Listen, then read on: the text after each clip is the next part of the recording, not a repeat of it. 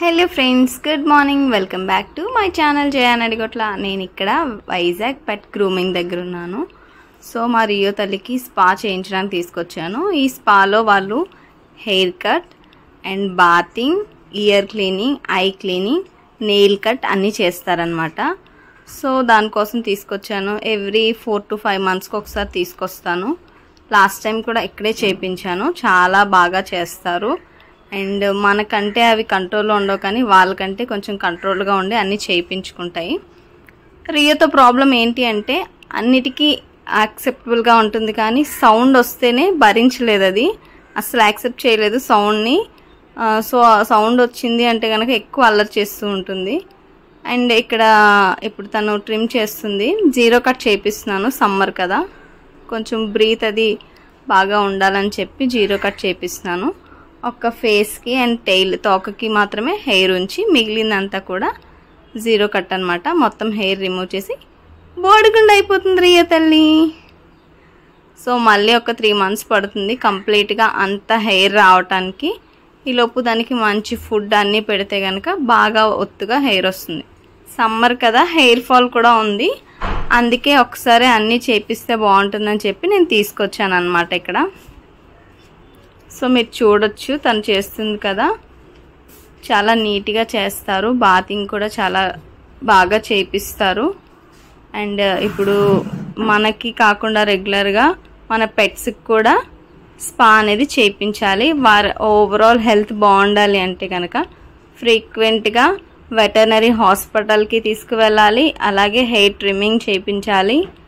Weekly once bath కూడా చేపిస్తేనే అవి కూడా మనతో పాటు హెల్తీగా ఉంటాయన్నమాట.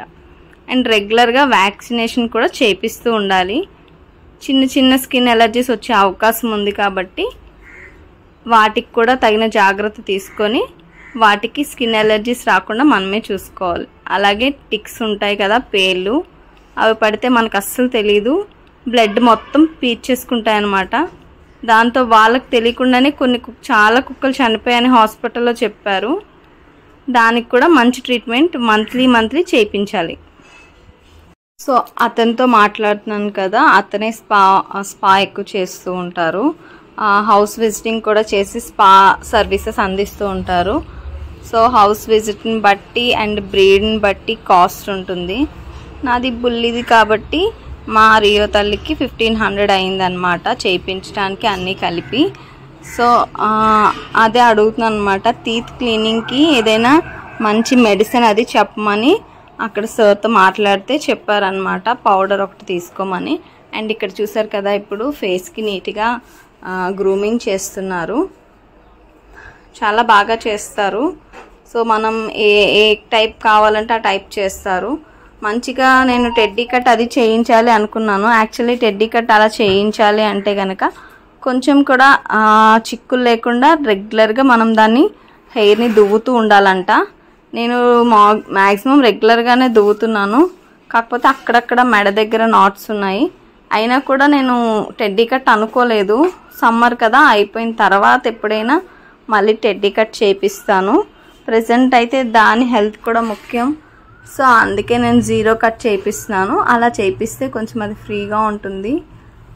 సో ఇక్కడ స్నానం చేస్తుంది కదా, దానికి స్టార్టింగ్ ప్రాబ్లం అనమాట. సో అందుకే అలా ఇబ్బంది పడుతున్నట్టుంది.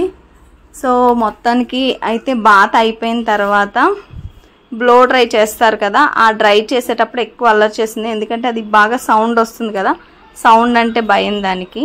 మామూలుగా అయితే వాళ్ళు చాలా కేర్గా చూసే చేస్తారు. సో నేను కూడా పక్కనే ఉన్నాను అనమాట. నేను పక్కన ఉంటే నన్ను వదలట్లేదు పట్టుకొని. సో అందుకే కొంచెం పక్కనే ఉన్నాను. నేను పక్కన ఉంటే మరీ అల్లరి చేసేస్తుందని చెప్పారు. సరే అని చెప్పి, అంటే మన దగ్గర బాగా దానికి అలవాటు కదా, సో అందుకే కొంచెం ఎక్కువ గారాబంగా ఉంటుంది కాబట్టి అల్లరి చేస్తుంది. సో అందుకే నేను అక్కడి నుంచి బయటకు వచ్చి, బయటన వేరే డాగ్స్ ఉన్నాయి. యాక్చువల్లీ ఇక్కడ డాగ్ బోర్డింగ్ కూడా ఉంది. మీరు ఎప్పుడైనా లాంగ్ జర్నీస్ చేయాలన్నా మీ డాగ్ని ఎవరు కేర్గా చూస్తారో అని మీకు అనిపిస్తే ఇక్కడ వీళ్ళకి అప్పచెప్తే వీళ్ళు చాలా కేర్గా చూస్తారు. మీకు ఒక 2 డాగ్స్ని చూపిస్తాను. హస్కీ డాగ్స్ చాలా బాగున్నాయి. అండ్ మంచి ఐస్ కూడా డిఫరెంట్గా ఉన్నాయి. ఒక ఐ ఒక కలర్, ఒక ఐ ఒక కలర్. అది మీకు చూపిస్తాను. సో అవి కూడా బోర్డింగ్కి వచ్చాయి ఇక్కడికి.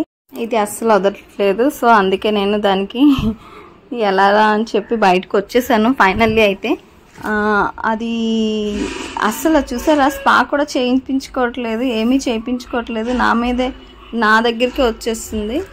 సో అందుకే వాళ్ళని బయటికి పంపించేశారు. అండ్ ఇక్కడ చూస్తే కనుక మీరు 3 డాగ్స్ ఉంటాయి, ఎంత క్యూట్గా ఉంటాయో. ఈ 3 కూడా 0 కట్లో ఉన్నాయి ప్రజెంట్. ఇదొకటి అండ్ అదొకటి అండ్ ఇంకొకటి కూడా ఉంది, మొత్తం 3 అనమాట. మీకు ఆ 3 కూడా చూపిస్తాను. చాలా క్యూట్గా ఉంటాయి, దగ్గరికి వచ్చేస్తాయి అనమాట ఎప్పుడూను. సో వీళ్ళు నాకు ఒక కొబ్బరి బొండం కూడా ఇచ్చారు తాగటానికి. సో ఆ తాగుతూ కూడా నేను వాటిని చూసుకుంటున్నాను, ఆడుకుంటున్నాను వాటితో. చెప్పాను కదా హస్కీ డాగ్స్ 2 బోర్డింగ్లో ఉన్నాయని చెప్పి. ఇదొకటి కిందన ఒకటి ఉంది, 2 కూడా సేమ్ అనమాట.